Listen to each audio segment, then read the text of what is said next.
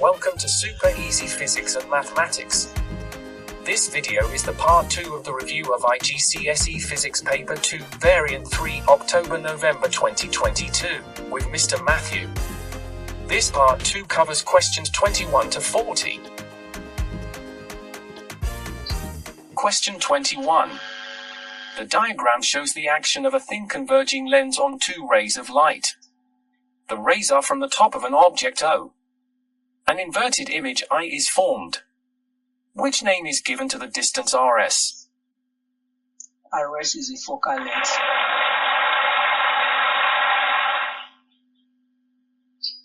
Question 22. The diagram shows the air molecules in part of a sound wave at a particular moment in time. Which statement is not correct?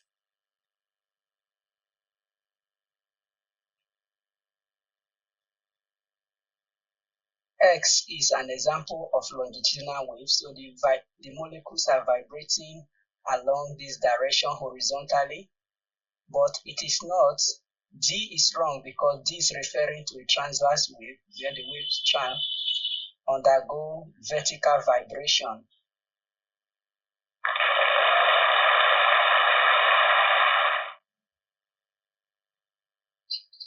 Question 23.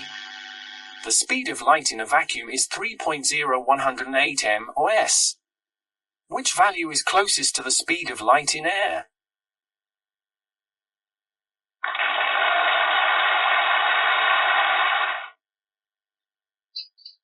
Question 24. A 100 m race is started by firing a gun. The gun makes a bang and a puff of smoke at the same time. When does the finishing judge see the smoke and when does he hear the bang? Now we need to be able to know that, calculate how long it takes for the sound to travel from the starter to the finisher. That is going to decide how fast the runners are running. Now the most important thing here, we need the speed of sound to calculate how long it's going to take for the sound to travel between these two men. So let's calculate using the speed of sound of 330 meters per second. That will give you approximately 0.3 seconds. So with that, because smoke travels faster than sound, once the gun is fired, the judge is going to see the smoke almost immediately when he's going to hear the bang later. Question 25. A student is to demagnetize a bar magnet. She tries 4 different ways. 1. Hammering the magnet. 2. Heating the magnet. 3. Passing direct current through the magnet. 4. Placing the magnet in water. Which methods will demagnetize the magnet? So the point of emphasis in this question is method of demagnetization. So if you want to demagnetize, remove the magnetic field from a bar magnet, which of them is more effective? Hammering the magnet, heating the magnet with fire, but passing current through it cannot demagnetize it, and then place it in water cannot demagnetize it. So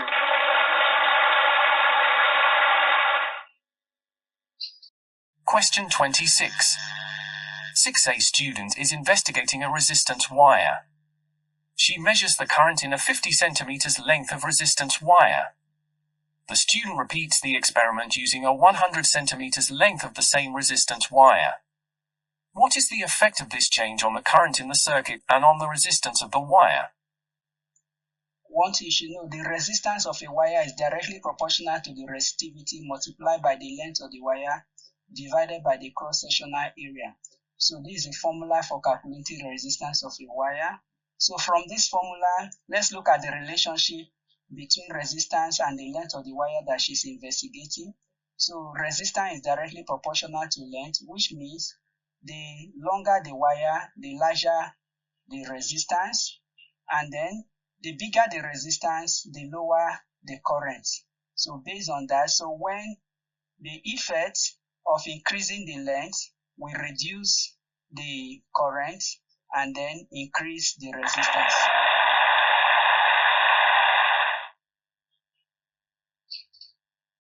Question 27.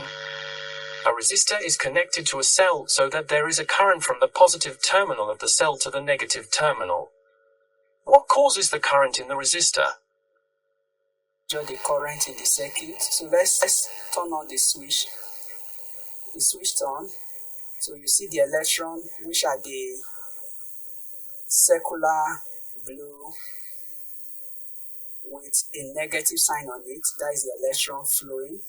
So the electron is moving from the negative terminal. The black part of the battery, this is the negative terminal, and the yellow part is the positive terminal. So the electrons are flowing from negative terminal through the wire, then back into the positive terminal of the battery.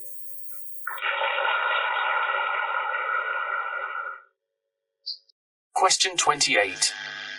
A plastic rod is rubbed with a dry woolen cloth. The rod becomes positively charged. Which statement is correct? So we have a rod and a piece of cloth. The red is a piece of cloth. So if you rub, before rubbing, the total number of charges on the rod, we have 5 positive and 5 negative. It's just an illustration. It's more than that. But when you rub this cloth on the plastic, then some of the negative electrons will be attracted to the cloth, and then you are now left with surplus positive charges on the rod. So the rod becomes positively charged while the cloth becomes negatively charged.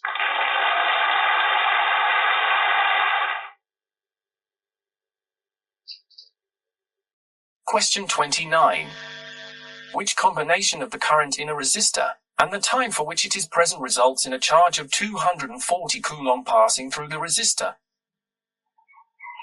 The quantity of charge is equal to the current flowing through the wire multiplied by the time taken for the current to flow. So let's calculate the quantity of charge for each of the option A. So for A, we have 240 coulomb. For B, we have 3,840 coulomb. For option C, we have 14,460 coulomb. Take note for question C, when you are calculating the quantity of charge, you need to convert the time to SI unit of time. So 40 minutes needed have to be converted to second. So to do that, you multiply 40 by 60. So the same thing goes for option D. 30 minutes you have to convert it to second too. So that will give you, so the correct option is. Question 30. Each potential divider is placed in a circuit with a power supply. Which potential divider makes the potential difference, PD, across component Y increase when the light intensity increases? So the FRCC here is light intensity increases. But let's identify these components. What X, this is a thermistor. This is a thermistor. Then you have this light dependent resistor, and this is an ordinary resistor. So with this, since we are not talking about temperature, options C and D that contain thermistor are out of the option. So your answer, narrow your answer option, so it's possibly A or B that is going to be correct. Now let's see which of them is the correct option. With what we have here, in a bright light, the resistance of light dependent resistor LDR reduces. Now when the resistance reduces, that means the combined resistance between S and Y is going to reduce, so that the current will increase. The current flowing through Y increases, leading to increase in potential difference across Y. Because for you to get the potential difference is a product of the current flowing multiplied by the resistance across the resistor Y. So if the resistance here reduces in bright light, then the current increases, and therefore the PD across Y is going to be larger. So A is the correct answer. Question 31. Two resistors, R1 and R2, are connected in series in a circuit, as shown. The current in the resistors is I0. Another resistor, R3, is then connected in parallel with R2, as shown. How do the currents I1 and I2 in the resistors R1 and R2 compare to current I0? Now, I want us to find the effective resistance. So the effective resistance is the effective resistance for R2 and R3. So both of them are connected in parallel. So let's start our explanation from here. Whenever two resistors are connected in parallel, the effective resistance that is obtained is always lower than the resistance of the individual resistors that were connected together. So the combined resistance of R2 and R3 is going to be lower than the resistance of resistor R3 or the resistance of resistor R2. So I just decided to use this blue code to distinguish them. So the resistance, the combined resistance R23 is less than the resistance of R2. So once you have that in your mind, so let's look for the effective resistance of R1 and R2. The effective resistance of R1 and R2 is going to be the sum, that is R1 plus R2. And then since this value R23 is less than R2, that means R1 plus R2, the resistance is going to be greater than the resistance of R1 combined with the parallel combination of R2 and R3. So R1 plus R23 is less than the combination of the resistance that produce current I0. So with that understanding, you will discover that the current I0 is going to be smaller because this resistance R1 plus R2 is larger. So if you divide the EMF of this battery with the effective resistance, it's going to produce a smaller I0. Therefore, I0 is going to be smaller than I1. That is that. So based on that, the same thing also, the current I2 is also going to be less than I0 because current I1 will split into current I3 and I2. So with that in mind, D is the correct option to this question.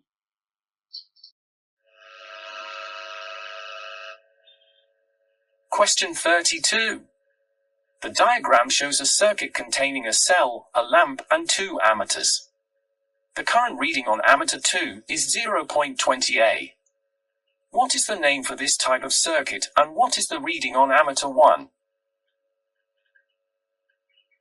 If ammeter 2 is reading 0.2 ampere, because the circuit is connected, this is a series connection of circuit components.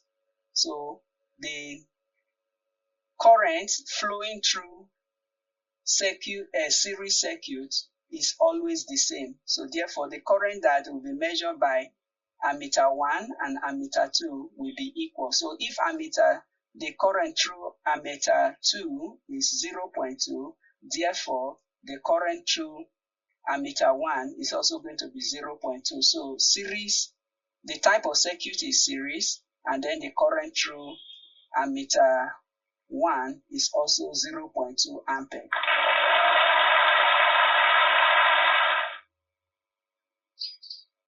Question 33. The diagram shows how logic gates can be used to monitor the temperature in a refrigerator. The warning light will come on if the output at Z is 1. The door R is open, the temperature sensor S is cold, and the main system switch T is on. What is the logic state of Y, and what is the state of the warning light? The most important thing we need to take note here is this AND gate. Now, what is the principle of AND logic gate? The AND gate has two inputs, which is input Y from the OR gate and then input T from the main system. So we have this Y and T as the input to this AND gate. Now, an AND gate is for the output for the AND gate, the output has to be I. For the output to be high, then both input Y and T needed to be high. That is 1. So based on that, so if Y is 1 and then T is 1, then the light here is also going to be on. So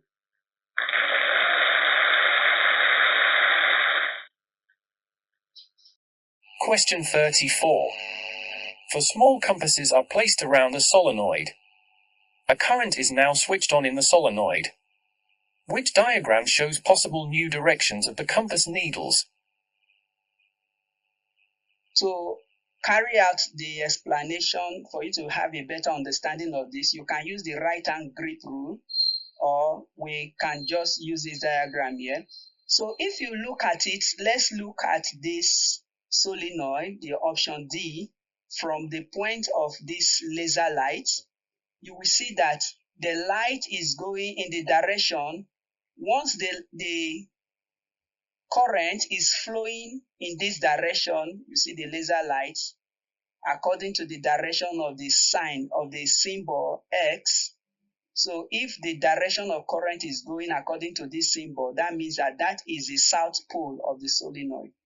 But if the current direction is flowing anti-clockwise, that will be the north pole. So here, the current is flowing anti-clockwise, while in the south pole, for a solenoid, as you are looking at that end of the solenoid, if the current is flowing clockwise, that becomes the south pole of that solenoid. So let's look at this diagram of the solenoid that is shown below here for us to understand the explanation.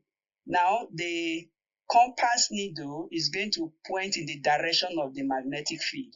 So down under the solenoid, the compass needle is pointing from left to right. Yes, it's pointing from left to right. And then on the top of the solenoid is pointing also from left to right. It's pointing in this direction. So if you look at it, for a north pole, what happened to the magnetic field? The magnetic field exits from the north pole, while the magnetic field enters the solenoid from the south pole. So I want you to grip that solenoid. You just point out your right hand, assume that you are gripping that solenoid with your right hand. So your thumb is going to point towards the north pole, and then your coil forefinger will point in the direction of the current that is entering into the page of your system, and then is coming out at the bottom facing you. Then the back of your knuckle that is coil, the back of that knuckle is going to be facing the south pole, while your thumb will be pointing towards the north pole. So that's another way you can know the poles of the solenoid. So with that explanation, D is the correct position of the compass. Question 35. Which metal is used for the core of a transformer? Soft iron can easily be magnetized and demagnetized. And then for a transformer, based on the principle of a transformer, it is only feasible to use a soft iron coil. Because if you use a steel iron coil for your transformer, the polarity of the magnet that will be produced on the steel will be permanent. But a transformer needs a temporary magnet. So soft iron is the correct option. Question 36. The diagram shows a conducting metal rod PQ in the magnetic field between the N pole and the S pole. The rod is connected to a resistor in a circuit. In which direction should rod PQ be moved to induce the current I in the direction of the arrow in the circuit? Now the question is which direction to induce the current. So when you're talking about current induction, you are talking about a generator. So if you want to find the direction of current, feed and motion of the coil, you will use your right hand rule. So if you apply your right hand rule, but in this right hand rule, my feed is going from south to north. But when you hold your right hand, make sure that this finger position is so that your feed will point from north to south. That's why I say the direction of magnetic field is from north to south. So positioning your right hand in this pattern will tell you that this wire will go in the direction of A. Question 37. A thin metal foil is placed in a vacuum. Alpha particles are fired at the foil and most go straight through. A very small proportion of the alpha particles are deflected through large angles. What does this provide evidence for? So we have this. So this is an atom, a representation of a nuclide of the foil. And then the green is the alpha particle that is fired. So it moves through this empty space between the nucleus and the shell. That is the orbit, where the electron is orbiting the nucleus. So let's assume an alpha particle is fired in this direction that goes directly and collides with the nucleus. It's going to be what? Reflected back. So let's have this yellow alpha particle, then fire it. You see, it's reflected back. So I'm just putting in auto repeat, so just for me to emphasize the direction. So the particles that will move in the direction of this red alpha particle will be reflected back. Now, what is the implication of that? It tells you that the nucleus of the nuclide, the nucleus of the atom is very, very small compared to the size of the atom. So, C is the correct answer. Question 38.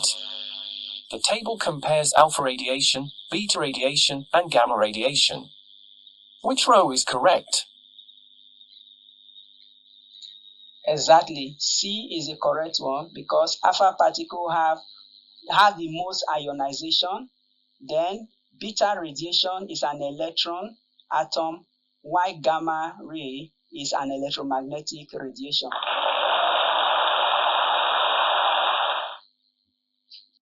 Question 39. A high voltage power supply is connected to a metal grid and a wire, as shown. When the radioactive source is placed close to the grid, sparks are observed in the position indicated. Which statement explains why the sparks are formed?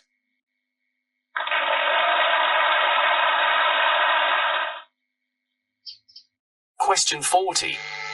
A student investigates for different radioactive isotopes. The student places a detector near each radioactive material. The background count rate is 36 counts per minute throughout the investigation. The table shows the detector readings at the start and after 8 hours. Which isotope has a half-life of 4 hours? So which isotope has the half-hour of 4 hours? So let's see now, and then you are looking at after 8 hours, so that means 2 half-lives is what you are going to use. So if we look at that and then make adjustment for the background radiation. So let's remove the background radiation from each of them. So, but I don't want to waste my time. You can try that later. So remove background radiation from the 260 counts. That will give you 224. So 224 divided by 2 to get the first half-life. That will give 1. Divided by 2, that will give 112 counts. That is after the first half-life. Then divided by 2 again, we give 56 counts per minute.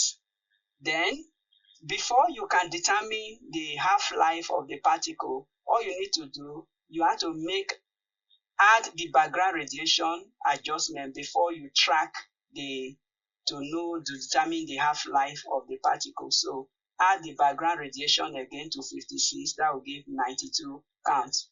So the only rule that gives the half-life of 4 hours is the radioactive isotope C.